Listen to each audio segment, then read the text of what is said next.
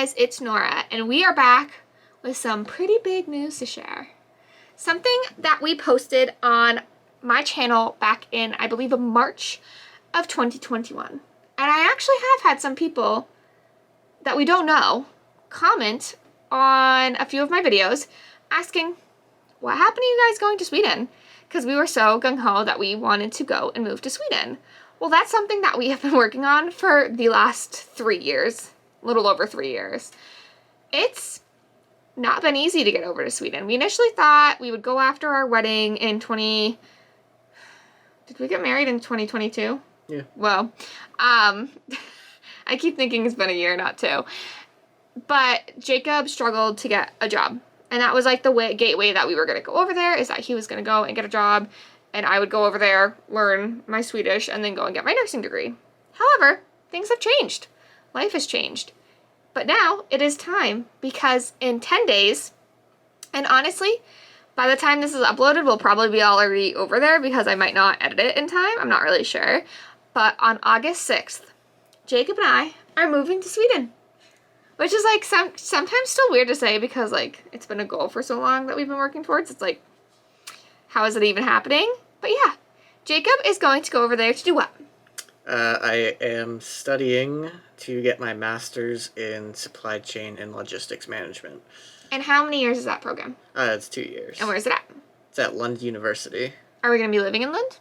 We'll be living near Lund. Where? Do you know how to say the town name? Eslöv. I think it's Eslöv, but there is an O with 2 dots above it. So my Swedish is not perfect. We are still working on it. I did take courses through university. However, I've hit a wall with grammar. However, we are now in a position where I might not have to go over and be a nurse. So it is on my channel that I am currently pregnant, and at the time that we are filming this, I'm 26 weeks pregnant. We are going to financially see where we are at after a year, because he also plans to work, because how many hours can you work? I don't know the exact amount, but it's around 30. I can't work full-time. I can work part-time. Yeah. So however many part-time, he's going to like max out those hours that he can work due to his visa regulations, not because of his inability to do it with school, because of his visa regulations. And we are going to be paying for things like rent and like bills with my savings account, because we have not paid rent in the last few years. We've lived in his parents' house for free. And Jacob is going to like supplement the cost of like groceries and anything else with what he makes in his job. And I'm going to be a stay-at-home mom. I can't think of anything else. The bunnies aren't coming over. We are still working on that. We do not have an exact date or anything. We are paying a company because airlines have in fact changed some regulations in the past year, which is so sucky. But we are, in fact, working on getting them over as well, and the plan is for them to come over. I'm trying to think what else.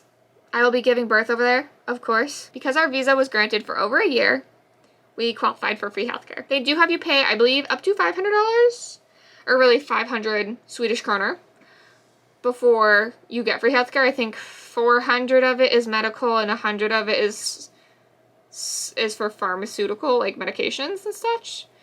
But they have you like pay up to a certain amount, and it's a very small amount compared to what we pay in the US for deductibles and premiums. And then after that, everything is free. So I'm very excited to give birth over there and to start a new life with baby. I'm trying to think what else. We have a lot of luggage, a lot of luggage. That's going to be like the biggest stressor of the trip. So far, we have 15 suitcases that we are going to be bringing over, which is just nuts.